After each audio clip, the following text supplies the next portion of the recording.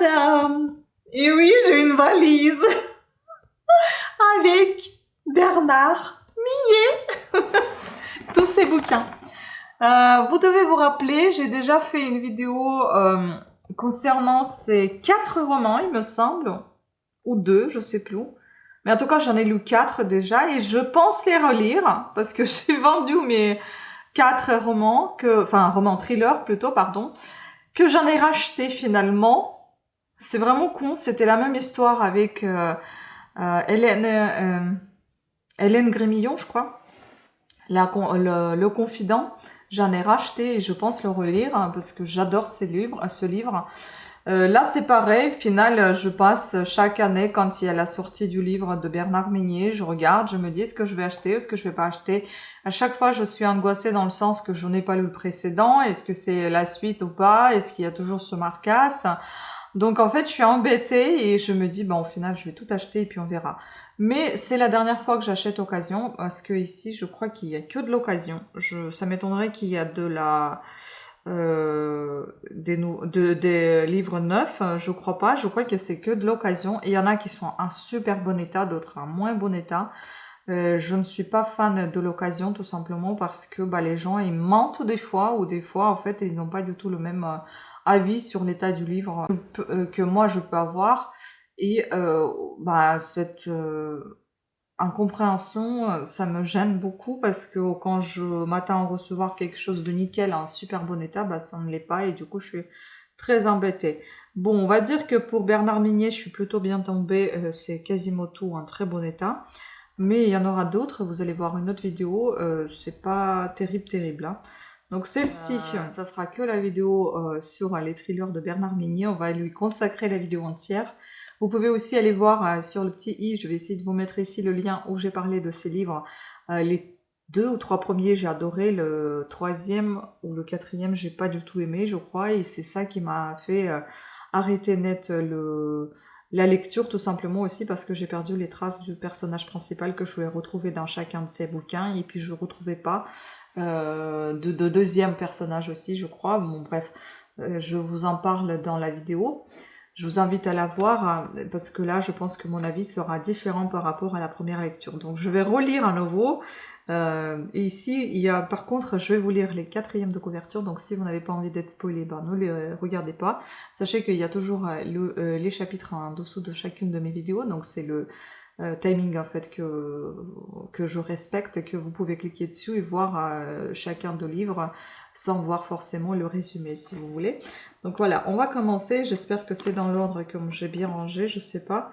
On va commencer, donc le premier c'est le glacé, c'est l'un de mes préférés, c'est le tout premier qu'il a, et c'est celui que j'ai beaucoup aimé, et c'est celui qui m'a fait acheter tant d'autres livres de Bernard Millet, je pense le relire, et j'espère que je vais tout aussi apprécier comme la première fois. Regardez-moi ça, franchement il est en super bon état, donc tous les livres sont chez Pocket, je ne vais pas me répéter, tous sont de Bernard Millet. Et donc celui-ci, c'est le plus gros, je crois, il a 729 pages. Donc on commence ici, le point qui nous dit déjà son avis, une réussite, et c'est une vraie réussite.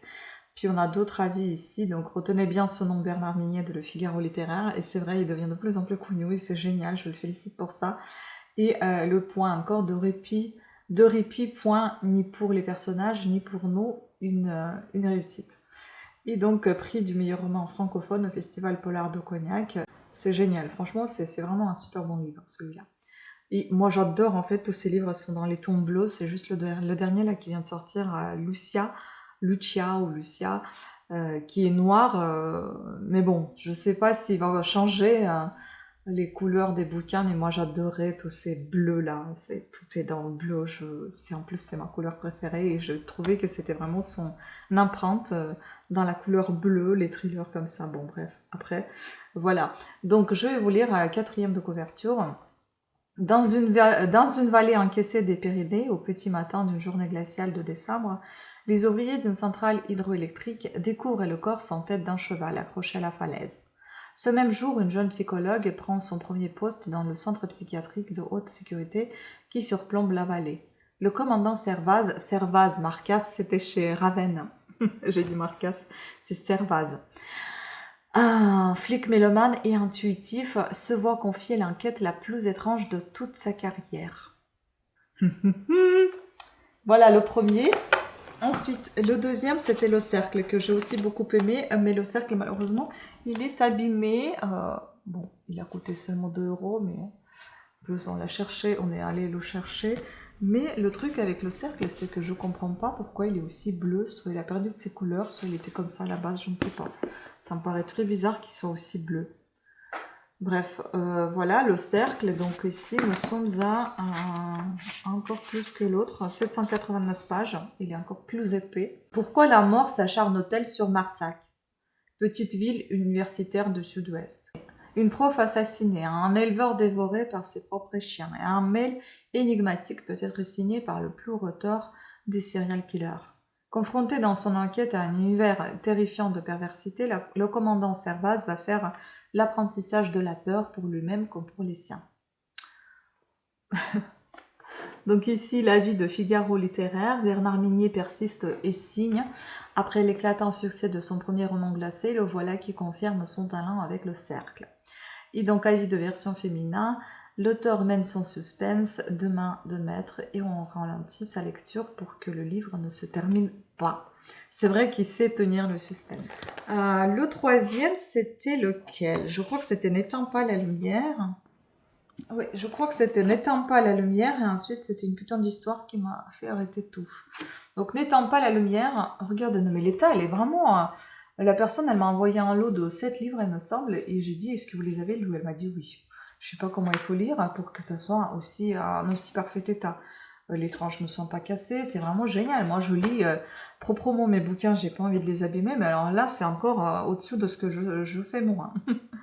Donc, n'étant pas la lumière, nous avons, il est assez épais aussi comme les autres, 702 pages. Donc, tu l'as laissé mourir. Le soir de Noël, Christine Steinmeier, animatrice radio à Toulouse, trouve dans sa boîte aux lettres le courrier d'une femme qui annonce son suicide. Elle est convaincue que le message ne lui est pas destiné. Erreur, canular, quand le lendemain, en direct, un auditeur l'accuse de n'avoir pas réagi, il n'est plus question de malentendu. Je crois que je me rappelle de celui-ci. Et bientôt les insultes, les menaces, puis les incidents se multiplient comme si quelqu'un cherchait à prendre le contrôle de son existence. Tout ce qui faisait tenir Christine debout s'effondre, avant que l'horreur fasse éruption.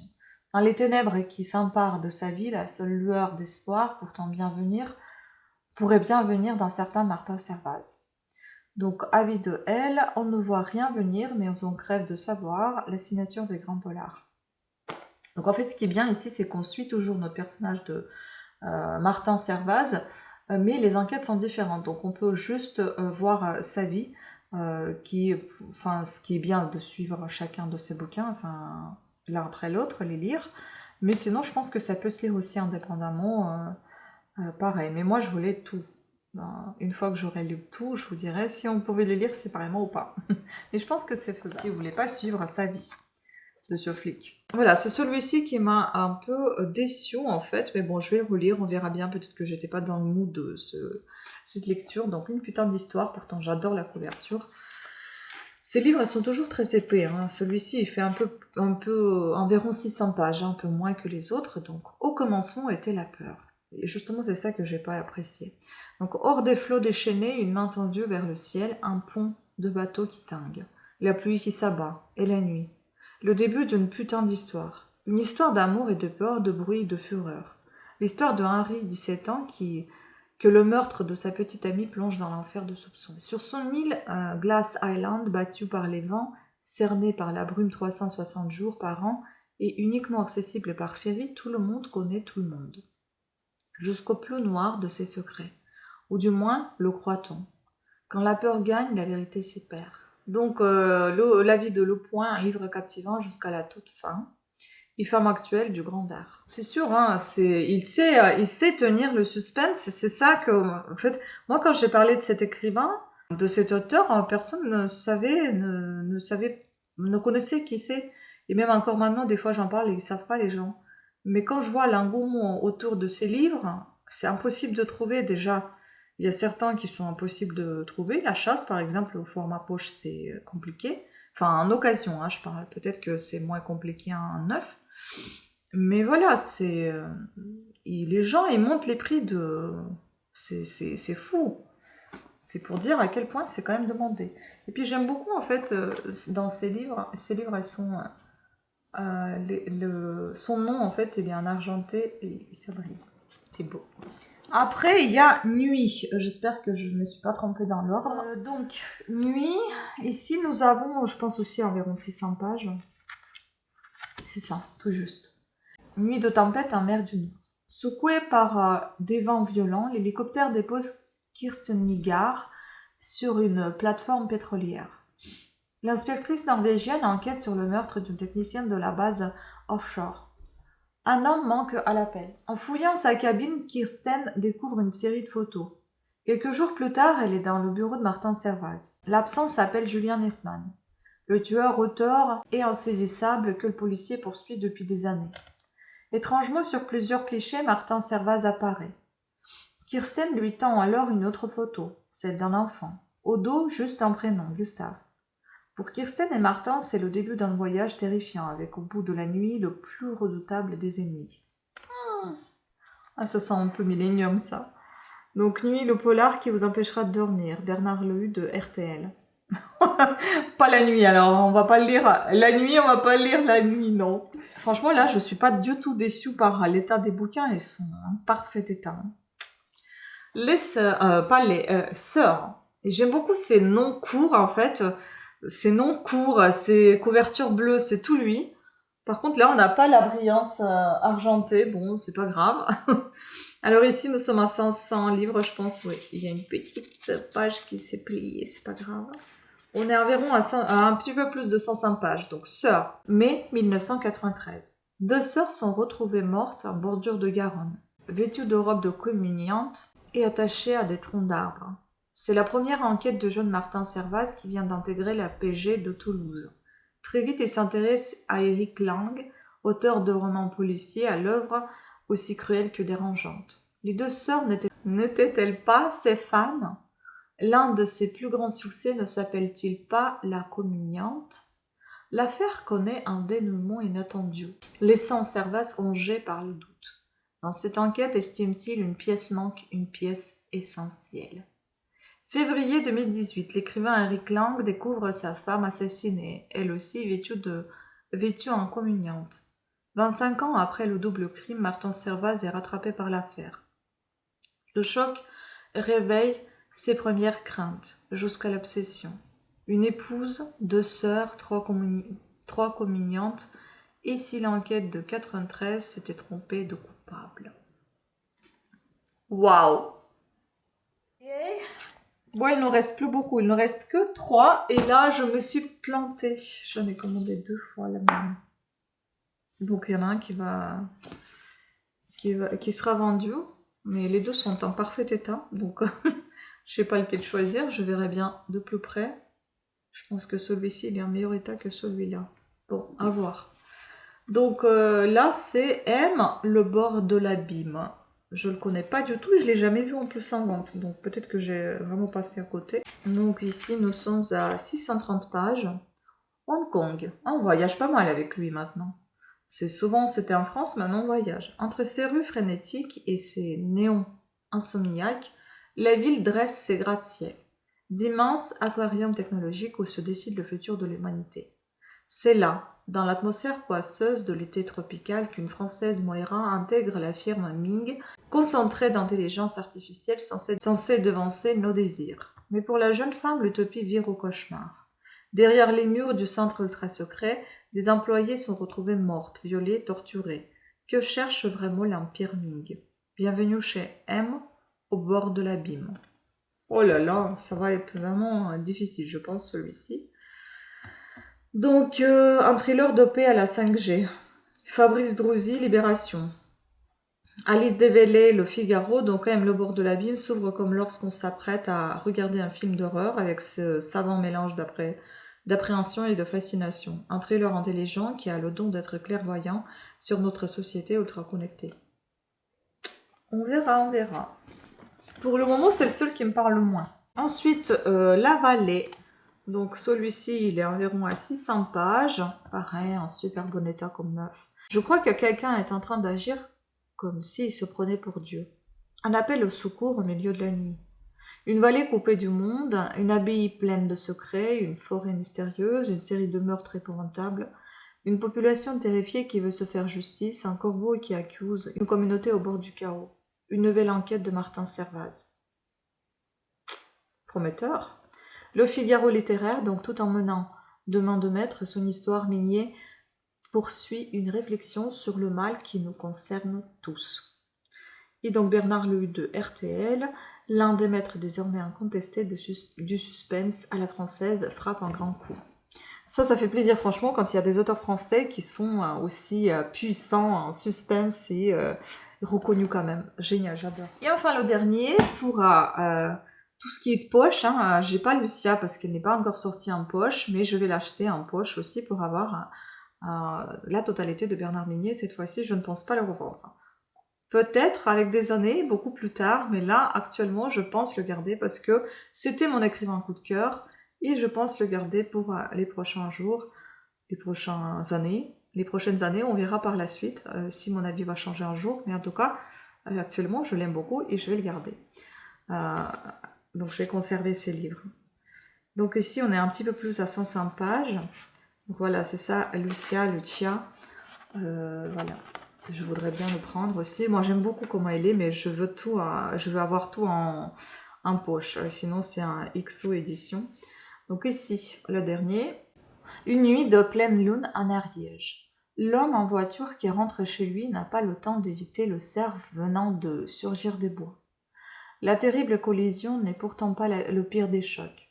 La forme qui gît sur le bitume n'est pas un animal, mais un jeune homme portant une tête de cerf attachée par une fermeture éclair sur la nuque.